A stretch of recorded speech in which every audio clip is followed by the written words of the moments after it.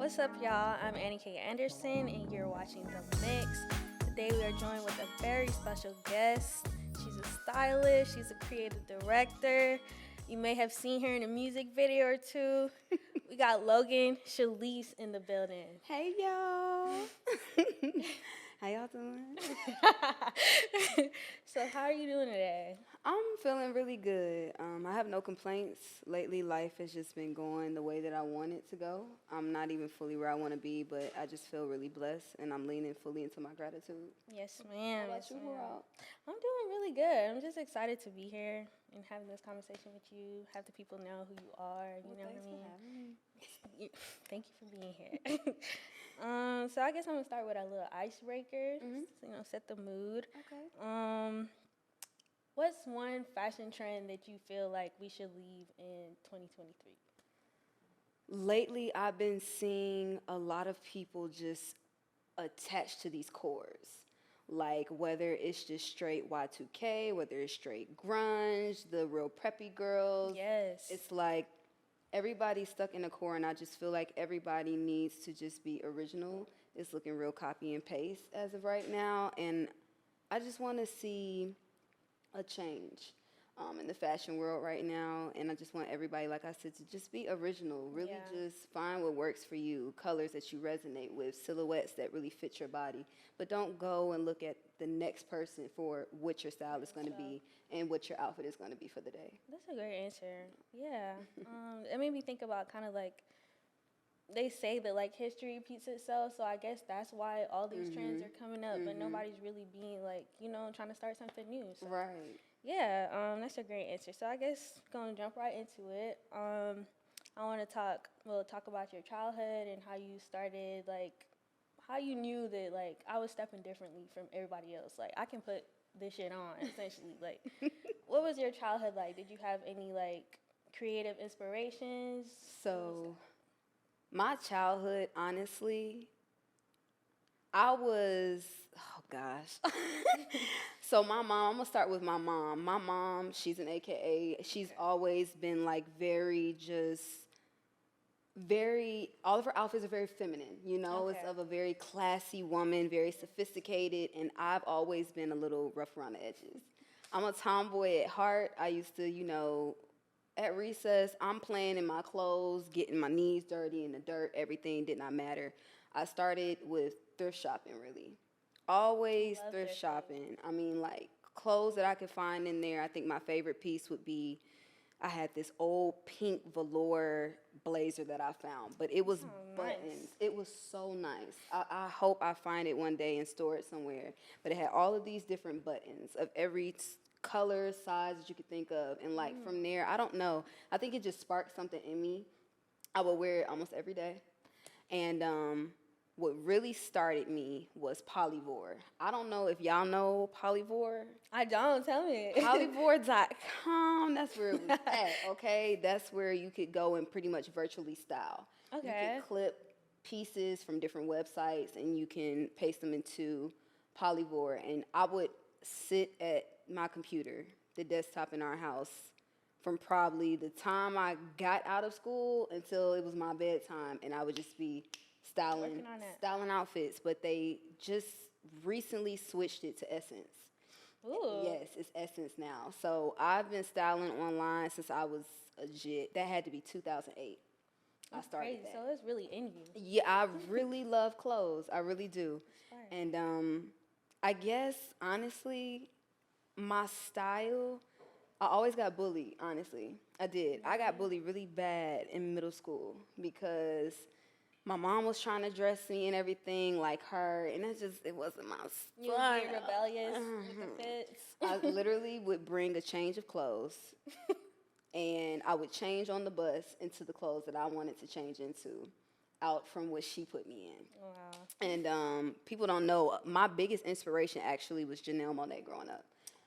I love her. And you were talking about, like, being different earlier. She is one of those people that, like, she always outside the box. Like, yeah. That was, like, when Tightrope, one of her first songs that kind of, like, really blew I was wearing the black and white saddle shoes, the black and white tie, the suspenders. Yes. I'm just like, this is different. And I started piecing stuff together. I actually would kind of hand stitch some stuff. Wow. My childhood was really fun when it came to me having to work with what I had. Especially, like I said, just going to the shop and putting stuff together. I used to cut up my parents' clothes. Shout out to y'all. I used to do that too. I was in the DIY era, like, I was doing everything. My mom was like, I'm not paying all this money for you to cut up your clothes, but girl, you don't understand the vision. Any and everything. Yes. I would just try and just make something out of what I had because I knew that's back when Hollister, Aeropostale. I'm like, for one, it wasn't a thing that we really could afford for real. Yeah. So, of course, you know, the kids make you feel bad for that. But I'm like, you know what? It's okay. I'm going to make it do what it do with what I have. And I was cute. I was cute, girl. Love to see it. You love to see it. So, you went to college, yes? Georgia State? Yes. I went to Georgia State for probably 2 years and some change. And then I dropped out. Okay. Me and school, we have a very, it's a very special relationship. It's a love-hate kind of thing. Mm-hmm. Okay. Mm-hmm. Well, how is it, like, adjusting, like, deciding to drop out and not pursue school anymore? Like, how is it adjusting to becoming a stylist? Like, what did you have to do to really solidify yourself or have people take you seriously? So from the beginning, I'll just start, like, in high school, I ended up winning Best Dress for the Superlatives. And so I just remember that year and just moving out of high school into college and just transitioning and just remembering how much people do value my styling advice. Yeah. People always come to me, whether it's my family, my friends, just anybody to, Logan, what you think about this, and that. And I'm like, okay, I've always helped give advice. I never hold gems, anything. Like, you ask me where I got, so I'm telling you, right? But I'm like, after a while, school kind of just was not talking to me anymore. Yeah. I wasn't happy at Georgia State. It just wasn't feeding my creativity at all. So I dropped out of that, and I'm just like, you know what? Let me take myself serious. Let me start, charging these rates, honey. I can relate. Charge these, I had to start getting my prices together, and I actually started off small with graduation photo shoots. Okay. So people that were graduating, I'm like, okay. Those are really popular. You know what I'm saying? They're like, I need some outfits. I want to do like 3 different looks. I want to do my graduation gown. I want to do 2 more personal looks, and that's where I started. Shout out to Kayla. Girl, that was my first client. Shout out to Kayla. I did her graduation photo shoot on her college campus, and it went very well. And I think just from that had to be like 3 years ago now. Yeah, about 3 years ago now. So much. Yeah, and I've just been very blessed, and a lot of people don't know. My styling career has been nothing but like word of mouth and referrals. I have never done the proper marketing before. And now I'm currently rebranding my styling business and trying to put the proper marketing behind it just to see, like, it needs to get to its fullest potential. It'll catapult you more. Like, right. You see how far you've reached just by word of mouth and stuff. So imagine, like, the proper marketing behind that. And I feel really blessed. And I always say, like, I just remember to show up as myself, do a damn good job, and make my clients feel very comfortable and beautiful in their skin and also in the things that I put them in. So... That's lovely. Thank you. So last year you were the creative director for a fashion show, and that was like your first time working on like a fashion show type of vibe. That would be my second show. My first show was Everything Weird. Shout out to Miss Sophia, Mother Sophia. Yes, the Everything Weird fashion show. That was 2022, and I did that. That was my first one. But yes, Atlanta Streetwear Market last year, my homeboy Okito hired me on as creative director for his brand, Clarity Studios, and I did get some creative directing experience from that. It was really dope. Well, how is that experience like different from just doing consultations and just like styling people like that? Like it was like actively moving, like, in a fashion show type of way. So how was that? I feel like the biggest thing when you're creative directing, you have to work with the brand's vision as well. Okay. And so just collaborating with my homeboy and just making sure that like we were just bringing everything together and making sure everything was flowing while also executing the vision. I think that was like the biggest thing, and having all of these different moving parts. Yeah. You have models of all shapes, sizes. Not Yeah. every silhouette looks good on everybody. Some look better than others. It's like you got to really work with stuff. So it was a styling thing with his clothes. It was fun. It really was. It was fun. We told the models to bring in pieces. I had pieces of my own that I always bring in, and it turned out really beautiful. That sounds amazing. Let's rewind a little bit because I didn't even ask how you got into creative directing, because you started off as a stylist mainly, right? So how did you like transition or know that like you can fit in here too? So honestly, I haven't even still really tap into creative directing, but I've noticed, and that's why Okito, he hired me on as creative director. I have these crazy ideas, and I see things in my mind. I think I romanticize life a lot, and I have a lot of visions. Yeah, Just same. with anything, it could be from, I think music for sure. Music and just scenery, I resonate with different colors, and I just put things together. And a lot of people don't know, a lot of my ideas come from my dreams. Okay, Like that's a lot really of cool. yeah, a lot of the things that I see in my dreams fuel my creativity. Like a lot of the designs that I have upcoming for my brand, it's all, I'll see it in my dreams, and I can wake up and I'm either gonna execute or it's just gonna be a hallucination. Because every creative idea with no execution is a hallucination. It's my first time here now.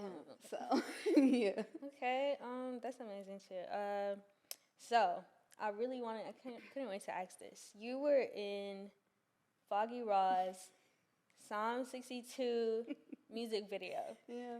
How was it like being an actress, or being like you usually are behind the scenes, you know, helping people, putting on fits. So how's it being in front of the camera and just like, cause you was acting down, like Had him in a chokehold. like, Let me think. Honestly, and I was talking to my friends about this recently. It's a love and hate relationship when I'm in front of the camera. I really like to make things come to life from behind the camera, and so it was just so funny when Foggy hit me up for the first video that we did. I was just like, wait, like me? Like, he was like, yeah, I've seen your work. I've been watching your page. Like, I want you to come out. And I'm like, okay, cool. But the thing is, from that one to like all the ones I did, I noticed, you probably noticed I was the, that was my part. And honestly, if we're being honest, that came from like, you know, my feistiness in past relationships. It just all came out. I think those were raw emotions as well with me getting into character, and it was really fun. But I also feel like I kind of want to tap into like some other characters. you should. Because I don't always want to just be like, you know, I got it in me or whatever. I definitely do want to tap into another side, because I know if you really know me, if you could ask anybody who knows me, I'm a character. It's a lot of... I can tell you have a really big personality, which is really good. Like, that's amazing. Yeah, it's a lot of characters to unlock. Yes. So how did you even build that relationship with Foggy Raw? He just hit you up on Instagram, like, just like that? It was so random because it literally happened like that. He started following me one day, and I think I was already following him. Okay. Yeah, because he was on his poetic shit. And he really was like doing this thing, and I'm like, okay, I'm looking at his stuff. I'm like, okay, I fuck with his style. Like, I love it. And he hit me up in one day and was like, yo, Lo, we got to do this. It's going to be at the Waffle House. It's going to be a remake, a cover of Alicia Keys, da-da-da. I'm like, okay, good. I like this. Whatever. And so from that point on, I think when you meet people, when you meet other creatives, like I said, I think you should just show up as yourself. Yeah. Communicate effectively, and also just talk to the other person and just see, like, what are y'all looking for? Y'all need me to work on something else? I'm a stylist too. I could do this, I could do that, and we can... That's a perfect way to know. You know what I'm saying? Yeah. Like, we could just really make something beautiful. And from that time, that point on, it was just like, okay, let me get you in this one. Let me get you in this one. Then I started doing, of course, like our outfits and stuff. And honestly, just like it's like a friendship with Foggy. He's a really cool dude, honestly. I like working with Foggy also because working in this industry, people are weird. They are. Bro, when I look. I'm new here, but like, they really are. It gets very weird, and that's the one thing that I also noticed about Foggy. It's like no weird energy. It's strictly about business, like nothing crazy. So you gotta really appreciate the people that like you come across like that. I was talking to Steven about that earlier. Yeah, like you really gotta appreciate. You people really do. Yeah, really do. Mm-hmm. So it's been a nice journey, and Foggy really respects and, like I said, and values what I had to say, especially like any creative idea that I'll have. It'll be like a total collaboration. Yeah. So I love it. Okay, so I just wanted to touch base on your brand, Casual Sex. Mm-hmm. What is the origin behind that story? Because the name, I'm sure the name be catching people like off guard. Like, what? What is Casual Sex? What's that all about? So, okay. This was around a time where I really was just down bad. And I was in a headspace where I was noticing the people that I was around and just certain things that I was doing in life. I was not going to move. I was not going to go forward if I just kept staying there. The story really is, it literally was like a day after my birthday. I woke up, all my lights cut off. Couldn't pay the light bill. All my lights cut off. I'm like, fuck. Like, what am I going to do? It's in the summer. I'm a Gemini baby. Okay, so I love Geminis. You know what I'm saying? It's hot. I'm like, you know what? Something got to give. I'm just like looking at myself. It's like an out of body, like I come out and I'm looking at myself in this situation right now. And I'm like, this is just not it. Yeah. It's hot. I got my pet guinea pig in here. We got to come up with something right now. And I'm not even a smoker, but girl, I lit that blunt. Let me tell you something. I lit that blunt. And I started thinking of just different things. I'm like, you know what? I know how to design. I know how to style. I have the creativity. Let me come up with something. And it was just like, the biggest thing that has been very detrimental to your life is actually love. Yes. Maybe you should just keep things casual. What's a good name for a brand? Casual Sex.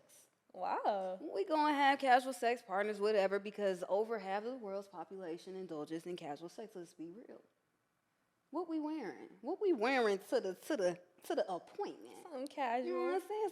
Something casual, but I also was just like, you know, it can go either way, cause like different people's casuals, it's all different types of flavors. Definitely. So I was just like, when it first dropped, you know, you saw the T-shirts. And I just kind of felt like it was quick fashion, not really what I wanted it to be. But of course, you got to start somewhere. Yeah. So I'm forever grateful for that start. Yeah. But now I am currently rebranding and I'm elevating it to a contemporary streetwear brand. Okay. And I wanted to just be inclusive of all styles, honestly. Like, if y'all could just see what's in my mind. I already know it's going to be like, it's going to be amazing because like the way that you dress now is very like versatile and stuff. So I can't wait to see you like put that into your own brainchild, you know, have that girl. Right. I want to see where I can take it. And a lot of people don't know I have a very chaotic mind. So it's been like this, really just like this tug of war in my brain. Like, girl, we got to do this. Yeah. We really do, because this is the first time in my life where I feel like I've fully just started taking myself serious. I've been praying a lot more. I've been meditating a lot more. It helps. It really does. Like just talking to yourself or just talking out loud, it helps. It really does. And I feel like, I don't want to say this, but I kind of, not addicted, but essentially, to chaos. I feel like if I'm not really working like 3 jobs, if I'm not running around like a chicken with his head cut off, doing this, doing that, like, then I'm not doing enough. Yeah. But at the same time, I'm not at peace and I don't have mental clarity. I don't have mental freedom to create as long as I am chaotic. So that's just something that I've been working on, just really being in tune with myself and knowing what's wrong and what I need to do to like just get out of it, because I need my mind at the end of the day to create. I need it. I really do. So that's really what it's been. I've just been really working. I could show y'all if y'all want me to. Of course. I didn't bring any actual pieces today, but just to show you, like, I've been designing, like, I'll start from the top, like Already I can see it's like every single day. Every single day. And like I said, I want to elevate it to contemporary streetwear, but I want it to, you know, you can see a girly girl in it that gives like throwback 70s chic, but you can see somebody else who's all the way contemporary minimalist and would wear it out. Or you can see the grunge community. You can see, you know what I'm saying? Like, I just want to make pieces that I appreciate, and I just want to put them out. And like, if y'all fuck with them, fuck with me. They gonna fuck with them. Fuck with me, y'all. So I was watching your story the other day, and I saw that Gunna was wearing one of your pieces. How did you react? What was your reaction to that? Yo, like, I don't know. It's Fat Swag on Instagram. Shout out to him. He actually DM'd me, and he was like, fire. I'm like, the hell is this? And I opened up the video. It's a screen recording of Gunna in a random club with DDG. Yeah. At Paris Fashion Week with my shit on. I'm like, oh, I can just imagine. I'm like, what? Because then my mind just started going to, how did that shirt make it to him? And I just remember when first starting off, it was just always kind of giving shirts out for free, you know? Just to people, especially in the music industry, in the studios. Like, you know, when you do a drop-off at a studio, it can make it anywhere. Yeah. So I'm just like, okay, that kind of put a different fire behind me when I saw that the other week. I'm like, okay. I'm excited for you. Like, that, I was really excited. I'm like, what? Like, this is amazing. I was just like, what? I sent it to my family group chat. I'm like, y'all, like, Gunna wearing my shirt. Like, what's going on? I'm like, you know, it's really time to haul ass and really start, because right now my brand did get invited to New York Fashion Week, and I'm trying to see if I'm ready for this year, because I have all these designs, but I'm currently building a team, and that's something else that I struggle with. I do not have to do all of this alone. Yeah. You do not have to do all this alone. I feel like, and I always have felt that way, like I have to do everything by myself. They aren't going to understand, like, what vision I have. Right. Like, that's how I feel, too. But I've been manifesting and praying for creatives that just resonate on the same vibrations as me, that just want to create and do something and produce something very beautiful. So I have seamstress. I have, you know, somebody else who I want to work with me as creative director too, and just different positions, and knowing that it's okay to delegate. Yeah. It's okay. So yeah. And you don't have to, like, a lot of people, I feel like when a lot of people think of being a leader or being in a leadership position, they think you have to be, like, bossy or whatever, but you can execute authority or give authority without having them. Because I'm really not like that. Me either. Like, I'm so laid back. Like, you know what I'm saying? I'm real big on, like, mental health too. Yeah. And in this industry, it can get overwhelming, because on my story the other day, it was on my close friends. I, like, broke down crying. I'm just like, you know, I asked and I prayed for all these blessings, and God was like, like, punch me, like, yep, here you go. And I'm just like, you know, because I still deal with, like, balancing my personal life and my work life, because I'm so back. happy you said that. I was going to ask, like, how do you do it? Working, I'm back in a 9 to 5. Okay. And I think all creatives, they try to run away from the 9 to 5s. Like, that's our, like, no, I'm not trying to do that. It's so crazy, because I'm just like, you know, I wanted something at home, of course, so that I can really create. Yeah. But I took my resume into this medical office, gave it in, she hired me right on the spot. I'm just like, okay, whatever. But it's a place full of women. I feel like it's grounding me as well. Yes. It's teaching me how to stay organized, because I do administrative assistant and receptionist work. So it's just like really, it's teaching me a couple things that I can love that. apply also. To your creative You know life. what I'm saying? So it's cool. Okay. What motivates you? What motivates me?